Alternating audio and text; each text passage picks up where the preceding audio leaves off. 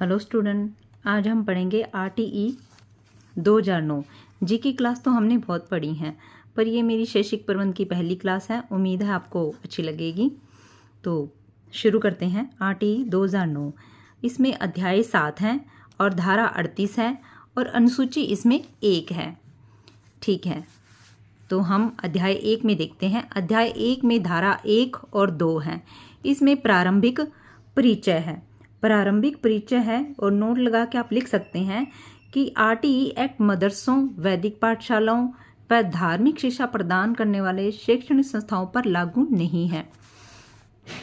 तो धारा 1 में क्या है हम देखते हैं। धारा RTE का संक्षिप्त परिचय, नाम, विस्तार, लागू करने की तिथि आदि हैं। और धारा 2 में विशेष शब्दावली का अर्थ और परिभाषाएं हैं। विशेष शब्दावली से मतलब है जैसे केंद्र सरकार, राज्य सरकार या अनाथ बालक, पिछड़े बालक, अलाभान्वित बालक या वो बालक जिनके माता पिता की आय 2.5 लाख से कम हो। अध्याय 2। अध्याय 2 क्या कहता है देखिए। अध्याय 2 में निःशुल्क एवं अनिवार्य शिक्षा का अधिकार धारा 3 से 5 है। अध्याय 2 में धारा 3, 4 और 5 शामिल हैं। धारा 3 में निःशुल्क अनिवार्य शिक्षा का अधिकार है। देखिए आप ऐसे रिलेट कर सकते हैं धारा 3 और इसमें भी 3 ही है, निःशुल्क, अनिवार्य शिक्षा और अधिकार। तो धारा 3 में निःशुल्क अनिवार्य शिक्षा का अधिकार। और धारा 4 में क्या है ये देखिए, 4 और प्रवेश। 4 में प्रवेश, अनुमानित व ड्रॉप आउट बच्चों को उनकी आयु के अनुसार कक्षा 1 में प्रवेश दे सकते हैं।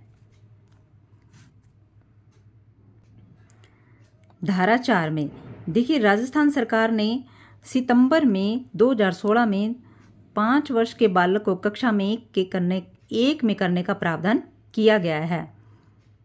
यानी 14 वर्ष का बच्चा भी प्रारंभिक शिक्षा पूरी कर सकता है।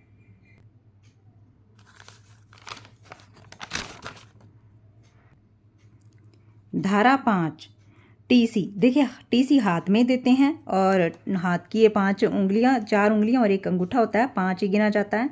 तो धारा 5 में TC अन्य विद्यालयों में स्थानांतरण का अधिकार होता है और अगर TC की तुरंत नहीं देने पर अनुशासनात्मक कार्यवाही हो सकती है।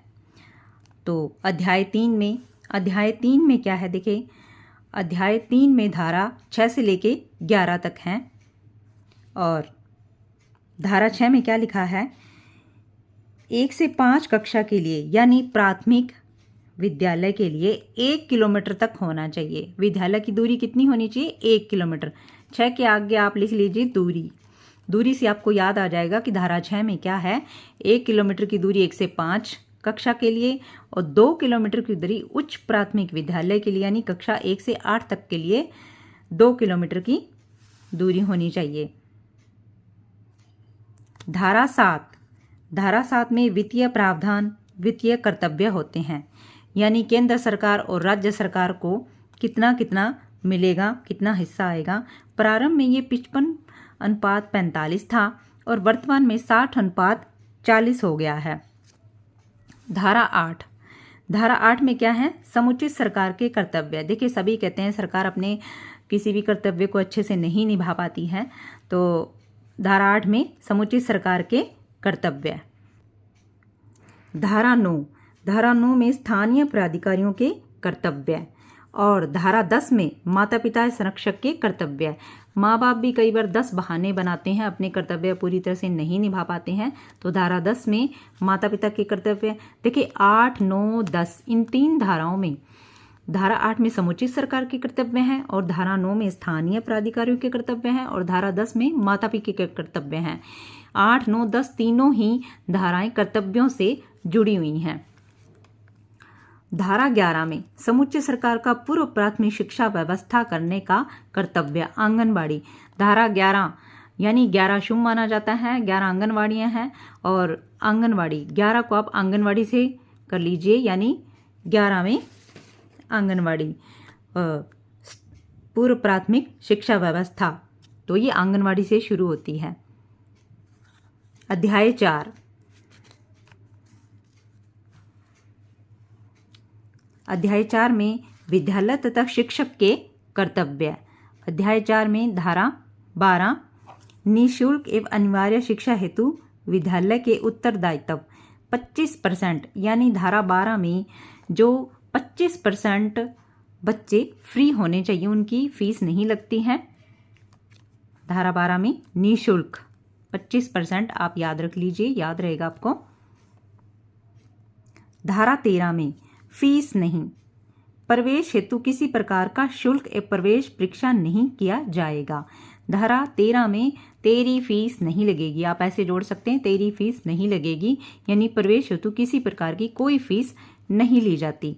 धारा 14 में आयु सबूत, यानी किसी के पास अपनी आयु का सबूत नहीं है तो उसे प्रवेश फिर भी दिया जाएगा, न कि प्रवेश से वंचित किया जाएगा। प्रवेश के समय आयु के सबूत होना जरूरी नहीं है।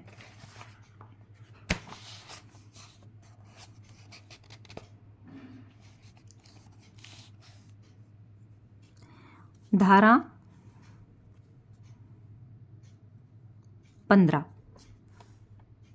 धारा 15 में प्रवेश से इनकार नहीं, प्रवेश से इनकार नहीं किया जाएगा। धारा 15 में प्राथमिक शिक्षा में बालक विद्यालय में सरकार द्वारा तय की गई अवधि में प्रवेश ले सकता है, किंतु अगर अवधि के बाद भी बालक को प्रवेश नहीं किया जा सकता तथा प्रवेश की व्यवस्था भी करनी होगी, यानी प्रवेश से इनकार नहीं किया जा सकता।